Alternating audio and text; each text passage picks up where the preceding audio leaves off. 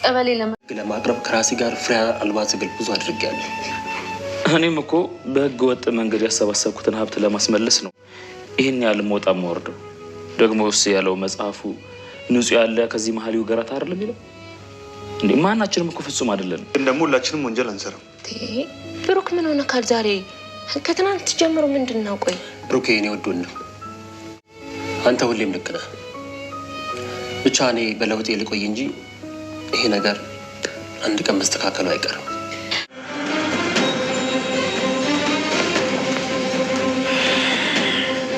ገንዘቡን ያወጣችው 38,000 ብር ፎጭ አድርጌ የገዛሁትን ቀለበት እህትሽ ዋጠችው።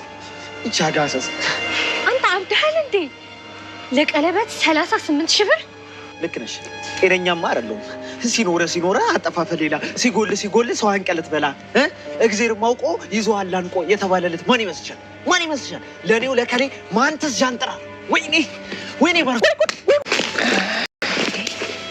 ሀብታሙና ካሌብ ሞሲሳ እንግዲህ ዛሬ ተገናኝቶ አንዳንድ ጉዳዮችን እያወሩ ነበረ ማለት ነው። በተለይ በማህሌት ጉዳይ እንግዲህ በባለፈው ማህሌት እንድትገደልና እርምጃ እንዲወሰድባት ያው የተላለፈው መልእክት ነበረ ማለት ነው። እንግዲህ ካሌብ ሞሲሳ እሷ እንድትገደል ትእዛዝ ሰጥቶ ነበረ ለነዝና ዝናም እንግዲህ ሂዶ እሷ ሊገላት ሲል እሱ ደግሞ የተወሰነ ኢንፎርሜሽን ከእሷ ስላገኘ በሰዓቱ እሷ መክደል ወይም ደግሞ ማስወገድ አልፈልግም ነበረ። ያው እንግዲህ ሲያደርግ ደግሞ ማህሌትም የራሷን ሲስተም ተጠቀመችና አንደኛ ከዝና ጋር መግባባት ነበረባት፣ ተግባባች። ከዛ በኋላ ደግሞ ከካሌብ ሞሲሳ ጋር እንዲያገናኛት አቶ ሀብታሙን ስትጠይቀው ነበረ። ግን እዚህ መካከል ላይ ደግሞ ያው በዛ በሰራችው በቪዲዮ ብላክሜል ባደረገችው ቪዲዮ እንግዲህ የተቀበለችውን 500,000 ብር ወይም ደግሞ ግማሽ ሚሊዮን ብር እሱን ደግሞ ይቅርታ ብላ እሱን አሳመነችው። ያሳመነችበት ምክንያት እንግዲህ ኤዴን ልጅ የታማብኝ እንግዲህ ይሄን ያክል ሚሊዮን ብር ተጠይቄ እሱን ነገር ለማግኘት ስል ይሄን ነገር ያደረኩትና ይቅርታ አድርግልኝ በማለት እንግዲህ ጎንበስ ቀና ብላ ይቅርታ ከጠየቀች በኋላ በሰዓቱ እንግዲህ እሱን ኦኬ ብሎ ይቅርታዋን ተቀብሏት ነበረ። እንግዲህ ያንን ነገር ባደረገበት አጋጣሚ ላይ እሷም እንግዲህ የምትፈልገውን ነገር ለማድረግ እንትን ለማለት ብዙ ነገሮች ተጠቅሟታል። እንግዲህ ያልበቃት ብሎ ሌላ ፕሮሰስ ልጅ የታማ እንግዲህ ፎልስ ሜዲካል ወይም ደግሞ የውሸት ሜዲካል መረጃዎችን በማሰባሰብ እንግዲህ ሰውየውን ለመብላት ብዙ ርቀት ሄዳ ነበረ። በዛ መካከል ላይ እንግዲህ ኤዴን ደግሞ መታ ልጇን ስለተቀበለቻት ወይም ደግሞ እነ መድብል ልጇን ስላስመለሱላት ልጅቷ ወደ ኤደን ጋር ስትመለስ እንግዲህ በጣም ነበር የደነገጠችው የፈራችው የነበረው። ያም በዚያ መካከል እያለ እንግዲህ የሆነው ነገር ምንድን ነው? ካሌብ ሞሲሳ እንግዲህ አሁን ላይ ዝና ጠፋበት። ዝናም ሲጠፋ እሷን ደግሞ ነገሩ አልተሳካላትም። ከአቶ ሀብታሙ ጋር እንግዲህ ገባ ወጣ እያለች ነበረ። እሷ ያሰበች የነበረው እንግዲህ ትዳሩን አስፈትታ እሱ ለራሷ ለማድረግ ነበረ፣ ግን አልቻለችም። ምክንያቱም ሰውየው ደግሞ ትዳሩ እንደማይፈታ ህይወቱ እንደማይበትን ሲነግራት በዛም እንግዲህ የራሷን እንትን ተጠቅማ 3 ሚሊዮን ብር ከሱ ተቀበል ተፍተፍ እያለ ባለበት ሰዓት ኤደን ደግሞ ቂም ይዛ ፓስተር ነበረ። ልጅሽን ስጭንና ይሄን ያክል ብር ከፍሻለሁኝ፣ ስለዚህ ያን ነገር አስተካክሊ ስትላት ኤደን ደግሞ በቪዲዮ ድምጿን ሪከርድ አድርጋ እንግዲህ ይዛ ሄዳ ለአቶ ሀብታሙ አሰማቸው። አቶ ሀብታሙ እንግዲህ በጣም የተናደደው ከዛ በኋላ እንግዲህ ማህሌት ነው ብሎ ቀጥሮ ጉድዋን አፈረጠባት ማለት ነው። እንግዲህ አንቺ ነው ይውልሽ ብሏት ነበረ። እንግዲህ ያን የሆነውን ሁሉ እንግዲህ ሄዶ ለካሌብ ሞሲሳ ነግሮት ነበረና ካሌብ ሞሲሳ ታዲያ የራስ ችግር እኮ ነው መጀመሪያ ልጅቷ ሴትዮቱ መወገድ እያለባት ለምን ይሄ ሁሉ ተደረገ ነው ያለው። ስለዚህ አሁን ካሌብ ሞሲሳ በእርግጠኝነት ማህሌትን ሊያገኛት ይፈልጋል። ለምን ታውቃላችሁ? ስለዚህና ኢንፎርሜሽን በደንብ ጥንቅቅ አድርጋ ስለምታውቅ ማለት ነው። ያ በዝና ቦታ የተተካው ደግሞ ሌላኛው ልጅ ወይም ደግሞ የካሌብ አሁን ቀኝ እጁ ነው የተቀመጠው።